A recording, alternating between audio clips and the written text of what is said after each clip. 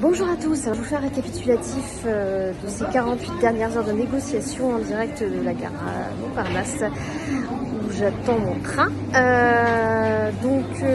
Nous avons pu participer à ces négociations à 3 cette fois-ci. Donc, pour ma part, j'étais aux côtés de l'UFMLS. Nous avions également Pierre-Louis Elias, qui est vice-président de l'association et qui était aux côtés de la FMF. Et puis Mokhtar Alikada, qui est secrétaire de l'association et qui était dans le siège de jeunes médecins qui nous a gentiment prêté leur siège. De longues négociations où tout a été repris en long, en large et en travers. Que vous dire qu'il n'y a pas eu de grands changements par rapport à ce qui a été dit précédemment dans les dernières multilatérales.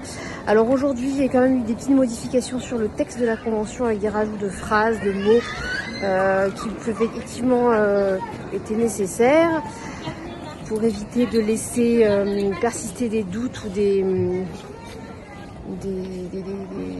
contraintes sur les médecins. Donc, il y a plusieurs phrases, mots qui ont été modifiés.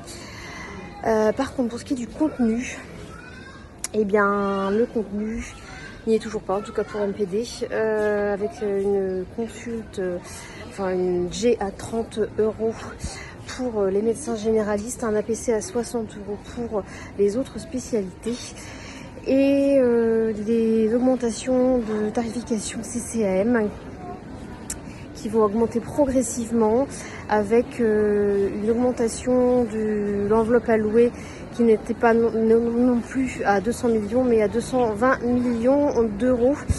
Donc voilà, il y a eu quelques concessions, il y a eu des concessions surtout sur des phrases dans la convention. Sur les tarifications, il n'y a pas franchement eu de concession. Que vous dire de plus?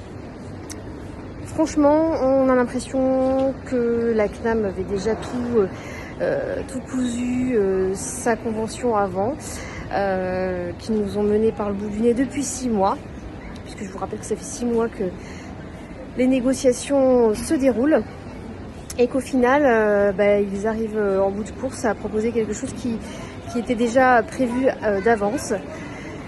Donc on a perdu 6 mois, Je vous rappelle que la dernière convention date d'il y a presque 8 ans maintenant et que nous avons eu une augmentation d'1,50 € en novembre dernier, qui bien sûr c'est des cacahuètes.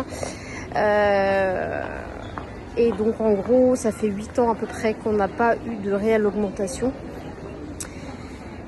Et puis ils nous ont encore fait patienter pendant 6 mois pour ces négociations. Pardon pour le bruit. Voilà, on sent qu'ils nous ont fait patienter, qu'on a perdu du temps et que finalement leur objectif c'était d'augmenter les honoraires que d'ici 2025. Alors il y a eu une grosse douche froide hier soir quand même quand ils ont annoncé le calendrier. C'était à peu près, moi je m'y attendais à peu près, puisqu'ils parlaient le projet de convention, il parlait de tarifs cibles avec un calendrier à discuter. Hop là. Sachant que initialement, comme vous avez pu le voir si vous avez suivi un petit peu, ils proposaient une augmentation des tarifications progressives en attendant au grand maximum mars 2025 pour avoir toutes les tarifications. Et donc là aujourd'hui ils ont proposé un nouveau calendrier qui à mon sens conviendra plus à tous les syndicats, avec notamment une mise en place de la G à 30 et de l'APC à 60 dès le mois de décembre, sachant que c'est bien le ministre de la Santé qui a refusé de supprimer cette période de 6 mois avant de pouvoir augmenter les tarifications. Donc la seule chose qui va augmenter très vite, ça va être les subventions pour les assistants médicaux qui peuvent augmenter dès le mois de juillet, puisque ces subventions ne sont pas soumises à cette carence de 6 mois. Et puis d'autres augmentations, notamment la GL. Bon, je vous rappelle quand même que la GL, si vous avez suivi, elle sera quasiment inapplicable. On a quand même vu MG France aujourd'hui s'énerver quand on a évoqué la GL pour la déprescription des médicaments qui seraient soumises à un bilan du pharmacien au préalable, donc une GL inapplicable encore une fois. Donc cette GL sera possible et disponible à partir, si je ne m'abuse, du mois de juillet 2025. Donc voilà les différentes choses avec également les cumuls d'actes qui pourront, enfin certains cumuls d'actes avec une liste prédéfinie qui pourront être faits également au mois de juillet 2025. Donc voilà. À la sortie de ces négociations, au final, les syndicats étaient très silencieux. Là, le texte définitif va être proposé par la CNAM d'ici lundi ou mardi matin. Donc bien sûr, quand on l'aura, on vous le diffusera. À mon avis, vous pouvez le retrouver également, vous pourrez le retrouver sur Internet. Donc on réétudiera le nouveau texte, bien évidemment, voir s'ils ont maintenu tout ce qu'ils ont dit. Et puis on verra si ça signe. La signature, a priori, si elle doit avoir lieu, ce serait en tout début de semaine du 27.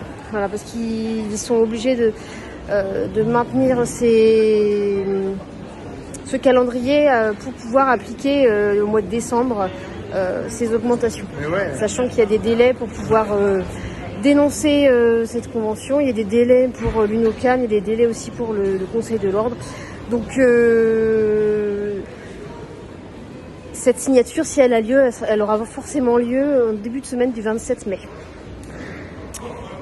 Voilà, notre ressenti au sortir de ces 48 heures, c'est qu'effectivement, il y avait beaucoup de crispation.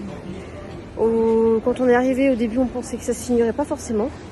Et puis bon, la CNAM a réussi à mettre de l'eau dans son vin sur certaines choses et puis à faire plaisir aux syndicats, aux principaux syndicats signataires. Reste à voir si maintenant ça suffit ou pas. Donc on verra bien si ça signe. De toute manière, certains syndicats doivent le soumettre à leurs adhérents. Donc vous verrez bien par la suite, ça va bien très vite. Et puis bien sûr, on vous tiendra au courant de ce qui se passe. Par ailleurs, on a d'autres actions à effectuer avec MPD. Je vous tiendrai au courant de tout ça par la suite. Mais bon, là c'est déjà pas mal comme vidéo. Donc je vous dis bonne soirée et puis bon week-end et puis à la semaine prochaine. Salut!